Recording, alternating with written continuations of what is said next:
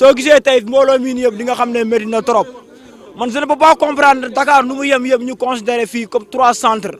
te 3 centres yi bu ñu ko defee suñu délai bi dañ ko def coûte au coûte de 3 te 3 bi bu mu ñëwee ne ñëpp nañ dem ñëpp dinañ def benn délégation ba dañuy def coûte au coûte seen permis dañ koy am man loolu d'accord ma si damay wax administration bu jël délégation di wax ak ñuy déposer suñu permis yi nii par exemple Dakar nu mu toll yëpp ah autorité yëpp di dégg ni rumeur bi dox yëpp ñu ne gars yi ñu ngi déposé permis ni ñuy sonnee carrément loolu dama ko ñaawlu trop kon dama bëggoon ñu jóg si chauffeur yi carrément ñu wax ak ñoom ne leen ñoom on peut pas comprendre ne on considère comme les chauffeurs des vauriens pourquoi on vous considère nous sommes des vauriens nous ne sommes pas des vauriens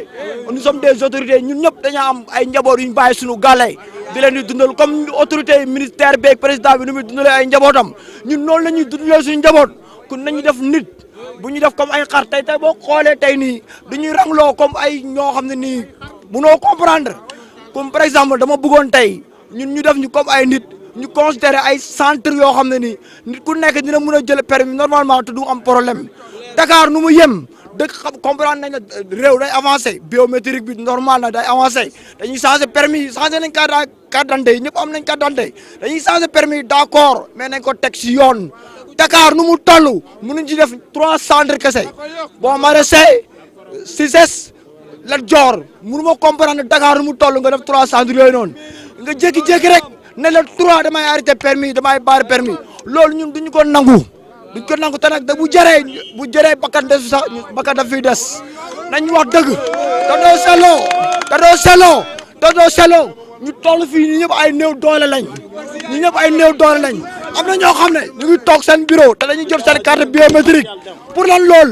dañ ko teg si yoon régler affaire bi considéré jox ñu beneen délai boo xam ne nii d'accord nangu nañ changer carte yi parce que réew day avancé mais nag comme ne demee na nii nañ considéré ay centre Dakar comme carte d'identité yi ni ñu ko amee sous région yi ñëpp am ku def bu ko defee lii du am dee du am dañuy xaar ba dee am ñu commencé nag décentraliser affaire yi nañ wax dëgg dafa jot léegi lu mooy lan ñun lañ bëgg mooy lan xam nga ñun lan lañ bëgg léegi lu mooy lan mooy ñun bañ ñu changer carte d'identité yi ñun dañaa bëgg ñu décentraliser affaire yi centre bu nekk Dakar war na mën a am ay 20 ba 10 bu ko defee ñun ñu mën a liggéey man damay gaare sama oto sama kër duñ dund sama kër dañaa war a dund moo tax lii am soo gisee lii yëpp am nga bañ a gaare sa oto la dem di rang loo xam ne ñu lay tardel moo tax lii nii yëpp am léegi nag gën a demee ne nii ñun lu ñu bëgg mooy Dakar am 10 centres ba 20 centres bu ko defee nag coow du am dégg naa nag ñu ne su 3 passé dañuy yokk xaalis bi bu yokkee xaalis bi nag problème day am si réew mi lu leer laa leen di wax léegi nag bëgg naa comme loolu ku doo kut ñu ko demee le 3 su dee dagg nañ carte d'identité yi problème mun na am te problème nag ñu ngi ñaan président de la république Macky Sall mu bu ñu gaaree oto yi dañu dimbale fii bala fin du mois sax mun na fii de fin du mois sax baax na dañ koy ñaan quoi président de la république fii ba fin du mois sax. fin du mois ban août wala septembre. fin du mois septembre ñu ngi si août instant bi ñu ngi si août tey la ñaata tey du 29 août bëgg nañ fii ba 31 décembre non septembre baax na un mois maximum baax na. tey jii ñu ñëwoon fii Cissesse di xool li nga xam ne moo di permis nu mu demee nga amoon si kàddu boo joo ciy sànni. waaw permis yi moom bañ ko waxee ba léegi dafa yàgg ndax daaw ba ren presque ñu ngi koy wax waaye dëkk bi moom metti dëkk bi ci boppam moom metti pour nga ni bëreet am ñaari junni nga dem jël permis bi dafa metti comme dem nañu ba dernier moment nii mu demee nii yow am nga permis sa permis des na ñetti at kii am na permis des na ñeenti at ñu war a annuler lépp pour wut yeneen permis yu bees si gaa baax na ni ñu ko waxee baax na mais dañoo waroon def gratuit maye ko dañ ko waroon a maye def ko gratuit parce que ñëpp bokku ñu am 10 000 francs mais foire bi barki dem ba léegi nit ñi dañoo sonn fi la ñuy yendu fi la ñuy fanaan am na ci ñoo xam ne duñu lekk duñu def dara sonn nañu lool am nañu permis mais liggéeyuñu sama doom xale yi liggéeyuñu de metti na lool ba fi metti de metti ndax dama cee am man mi wax ak yow dama cee yor man sama doom safar la mais deful dara. am na permis. am na permis mais moom sensé na ko sax moom ba ñu wootee sensé na ba te tam sénégalais yi beneen affaire moo ne ci ñoom buñ leen waxee benn affaire dañ ko war a def dañu koy bàyyi di ko négliger ba dernier moment ñu bëgg koo profité kooku itam moom kontaanuma ci loolu dañoo waroon a teel a ñëw buñ leen ko waxee ñu dem comme nii nga def yéen médias yi ñu yéen wax ak médias yi wax dëgg yàlla ñaari junni seer na dañ leen ko defal 5000 francs bu ko état mayewul mu def ko 5000. dama ñëwoon pour déposer mais y avait trop de monde moo tax jotuma woon déposer quoi. léegi yow bañ koo waxee ba tey le 3 septembre 2018 3 septembre 2019 bientôt 1 an la moo tax nga bàyyi ba heure bi nga doog a ñëw bëgg a wut. bon sunu laxisme la ñun sénégalais yi parce que sunu faute la aussi xam nga lancé nañ ko depuis 1 an on aurait pu ñu ñëw déposer bu yàgg mais ñun ñooy toog ñun sénégalais tant que joxewuñ benn date butoir rek ñun duñu ci farlu quoi donc sunu faute la aussi. mais ci biir aussi metti na trop parce que paraît-il y a des gens qui ñoo xam ne def nañ fa ay 2 jours mënuñu fexe ba déposer man bi mooy 3e fois ma fiy ñëw mais tout le temps damay fekk mu bëri nit après du ma ko mën a boole ak activités yi damay obligé delluwaat donc xaw na metti trop quoi. te am na sax ñeneen ñu naan dañ fi fanaan. waaw si am na ñu fi def 2 jours am na ma laajte nee nañ ma am na ñoo xam ne depuis 2 jours ñu ngi fi bon man aussi damay obligé demaat demee fajar bi ma jéem a ñëwaat. ba xam mais suñu faute la aussi suñu faute la parce que 1 an amoon nañ largement le temps pour ñu dem déposer bu yàgg xam nga mais ñun suñu dañ koo jikkoo quoi en fait c'est pas bien aussi. am ñeneen ñi ci wàll gi naan 10 000 yi nga xam ne moom la ñuy joxe dafa bari. waaw mais xam nga tamit aussi permis yu bees yi ak sécurité bi mu am aussi je pense que ni ça vaut le coup quoi ça vaut le coup 10 000 francs yi peut-être bon am na metti na parce que am na ñoo xam ne seen permis dafay des ay années yu bëri. ñu fa obligé waat fayaat beneen timbre 10 000 et paraît-il que sax aussi am na ñoo xam ne sànq benn dame mu ngi may interpellé mu ne moom bi muy déposé permis fekk na ñu lancé permis yu bees yi mais dañ ko jox ci permis yu njëkk yi après aussi moom bi mu demee ba war a changé waat mu ñëwaat di obligé jëndaat timbre aussi ça aussi waroon nañ ko xoolaat xam nga 10 000 francs aussi koo xam ne permis des na ay 5 ans wala 6 ans mu obligé fayaat 10 000 francs métti na ci askan bu mel ni askanu Sénégal bon donc loolu waroon nañ ko mën a xoolaat mais ak permis yi aussi jar na ko quoi en fait. pour man jar na ko mais lépp daal bu ñu ko waxtaanee woon moo doon gën. ci biir aussi ñu nemmeeku fa ay buuxante nit yu bari yéen nan ngeen di dundee loolu. je pense que loolu manque d'organisation la aussi quoi parce que on aurait pu xam nga ñu defoon ko sous rendez-vous comme que xam nga par exemple booy déposer sa passeport et tout ça da nga woote Africatel AVS par exemple nga jël rendez-vous et tout ça mënoon na nekk sur rendez-vous aussi mu amoon benn numéro boo xam ne da nga siy woote boo si wootee ñoom ils prennent chaque jour ñu jël 300 personnes yooyu bu jeexee ñu renvoyé ñu des demee ñu wutaat beneen rendez-vous bu boobaa doonul woon am buuxante pour jël ticket et tout ça da ngay ñëw juste dem déposer dem sa yoon. est-ce que 300 personnes ndawul si ñi nga xam ne ñoo war a am permis parce que ñu bëri amuñu. waaw non ndaw na si trop ndaw na si parce que aussi xam nga sénégalais yéex nañ si jug donc moment bii nii aussi ak ñi nga xam te ne déposé guñ ñëpp su fekkente ne 300 personnes kese la ñuy jël aussi dina poser problème parce que ñu bëri duñu am possibilité ñu déposer voilà. te aussi peut-être mënoon nañu yokk commission yi nga xam te ne fa ngay déposer ñu defoon ko par département doon nañu simplifier par exemple man Sébikotane laa dëkk xam nga donc dina jafe ci man pour ma ñëw fi ay 4 heures du matin wala 3 heures du matin pour ñëw fi di rang pour bindu. donc bu ñu ko defoon par département peut-être nga mënoon bindu Tëngéej ñiy jam Guédiawaye ñiy Rufisque ça serait beaucoup plus simple te doon na yombal mbir mi ci ñun quoi. dafa mel ni sax bu ñu ko defoon par département nit yi dinañ gën wàññeeku. waaw dinañ gën wàññeeku parce que boo xoolee pratiquement région de Dakar yëpp fii la ñuy ñëw donc ça aussi ça pose problème te boo xoolee fii ñaari bureau moo fa nekkoon actuellement tey bi ma demee dañ ne benn bureau bi dañ ko tëj parce que médecins yi ak policiers yi ñoom ñooy bindu xam nga ñoo fay bindu beneen bureau bi moom mooy dox donc loolu aussi dafay gën a mettil affaire yi daal.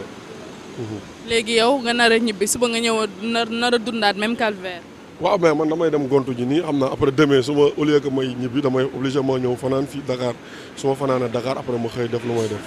sonn rek sonnaay bi affaire foo ko takk romb na ko am na ñooñu fi lañ fanaan am na 1 heure du matin lañ fi ñëw ñii 2 heures lañ fi ñëw di jëkkante bu métti gis nga porte bële fa la ñuy baare 6 heures du matin lañ koy ubbi bu ñu ko ubbee comme ay xar daw bu mitee fa am démb boobu benn taximan dafay daanu bi mu daanoo dañ ko mu jël suñ moroom taximan moo ko yeb yóbbu ko hôpital te loolu rafetut ci dëkk bu toll nii ñu ne dëkk bi mu ngi dox ñun gisuñu doxam permis yii ñu obligé nag ñun duñ ko changé loo ñun gisuñu suñ bopp ñun permis bu jeexul loo ciy changé dama leen laaj soxna permis bu jeexul loo ciy changé saakub ceeb di nga ko jënd jeexagul nga demee sans saaku ceeb doo yan na maanaam yanul maanaam même délai bi ñu wax ko yokk sa ñun bu ñu yokk la ñoo xam bu ñu ko ñoo xam ñun gis nga li ñuy wax nii ñun ñoo ko moom suñ permis yu jeexul ba ñu ko changé loo de lu jeexul waroo koo changé wala boo ko changé ko nenul nii waaye nit ki waroo xëy nga weñ loxoom ni damay changé te li nga changé àggul ci délai ba ma sama permis jeexul ma sama permis 2020 la war a jeex te 2020 ñëwagul am na xam ay 2024 ñi ay 2025 la ñu war a jeexal kee 2027 la war a jeexal ñun dañuy changé permis am ñun loolu ànduñu tey ànduñu ci ëllëg suñ loxoon nag dañ ñu koo weñ ci kaw néew doole ci lañ ko weñ waaye ñu dëkk bi ci leen dëkk fi leen juddoo fi leen yoroo fii la ñuy tekkee incha allah rabbi tey bu ñu neexoo ñu def neneen naka sudul noonu di dugg ci gaal yi dem ci yéer réew ak waaye defuñu ko ñu dañoo xam ne fii ku fi toog te gëm sa bopp war ngaa mën a tekki yaa ngi dégg te ñun dañoo gëm suñu bopp de ay responsable lañu yor ay jabar yor ay doom di xëy di gontu ñun sàcc ñu fennuñu liggéey rek moo ñu ñor dem ba léegi man maa ngi fi démb 5 heures laa fi nekkoon gaar sama moto mais tey xëyaat ñëw 7 heures ñu jox ma rendez-vous tey 7 heures 7 heures ba léegi dégguma dara benn solution amul kon affaire ba kañ ah ñun sonn nañ de nañu dimbali ngir yàlla bi dañoo yor njaboot nañu dimbali soo si wax leen xoolal jàppale leen affaire fu mën a yegg na fa yegg nañu dimbali ñun fii ay ñii seeni rak ñu ne ci kaw ñii seeni rak la ñii seeni doom lañu ñu ne ci dëkk bi war a liggéey ñun li ñuy liggéey ñun ñoo ko suñu suñu bopp amul kenn ku ñu jàppale ci li ñuy def ñun ñoo def boole suñu déem ak suñu Dakar di dëbal tey ba ma mën a am lu ñu liggéey kon tey bu nee ba mën a am lu ñu liggéey état dañu war a jàppale waaye war nañu ñun dañu xoj ni permis force nga changé ko ci force ba pare ba ñu ko ñàkkaat ñaar junni gis nga ñaar junni bu ñu ko xeebal ñun ñaar junni dafa métti ci ñun ñaar junni dafa métti de ñaar junni bu ñu xeebal 300 personnes yow ñaar la ci xaalis 300 personnes la ñuy jël fi ëpp na ko 300 personnes nekk ay 3 millions boo marisee nga dem Lat Dior nga dem ci régions yi loolu ñaar la ci xaalis xëy boo ko récupéré ci sabóor si ñun am na leneen luñ talul lii ñun am na feneen fu ñu xoolee nañu defar suñ tali yi ak suñ point yi ñu mën di dem dama ko ñëw ñun loolu la ñu xool ci ñoom waaye pas ñu wañ suñu loxo dañu fayloo ay 10 000 francs ak i 15 000 francs ñun xooluñu ko parce que délai bu jeexee nee dañuy yokk xaalis bi dañ koy yokk te loolu ànduñu ci de soxna si ñun ay sëboole kàmb yaa ngi ñuy bëgg a rey gis nga ko ñu gis nga ñun bu ñu xëyee ba wàcc suñ jabar dañuy foroote ba seen loxo yi di mit ñoom tamit du yoon nañ ñu defar a kàmb yii defaral ñu pont yii xoolal tali yi nga génn ci àll bi ak xoolal ñun ñoo fi gën ay sëboor de problème accident dañ ciy wax waaye giñ na suñ borom sëboor Sénégal yi ay sëboor lañ de tali yi man bëgg dem jóge naa Kaolack bay ñibbi si gis nga bis bi xam ne moom laa jàkkaar lool man su ma freinul woon bis bi sama kaw la jëm ndax day dugale moroom bisam mi espace bi xat mu jàkkaarloo man face à face waaye man damaa cëppeelu bàyyi ko mu jàll. man tey mooy sama 3e jour ma fiy ñëw premier jour ba ma fi ñëwee damaa rëq ca buntu ba fee laa daanoo sama tànk xaw ma daa damm xaw ma daa rëq dew ma hôpital las 10 000 francs laa yor bu ma demee hôpital ñu ne ma daa damm nag ma lan laa koy faje damaa dem ñu moccal ma ko mais en tout cas ngir yàlla sonn nañ lool ci dëkk bi lañ dëkk tamit te kenn faalewuñu 6 heures du matin ba léegi bañ ubbee ba léegi ñu fii rang suñu rang bi fële la commencé ba fii mais kenn faalewuñu mais am na ñuy ñëw gaare seeni oto jaar ci ginnaaw dugg def li ñuy def génn dem seen yoon et loolu c'est pas normal et ñun ci dëkk bi lañ dëkk nañ xam ngir yàlla yenent bi ci dëkk bi lañ dëkk nañu dimbali ngir yàlla parce que ay oto yi jàmbur lañ yor dañu war a liggéey dañoo war a verser ji oto yaa ngi nii gaare fii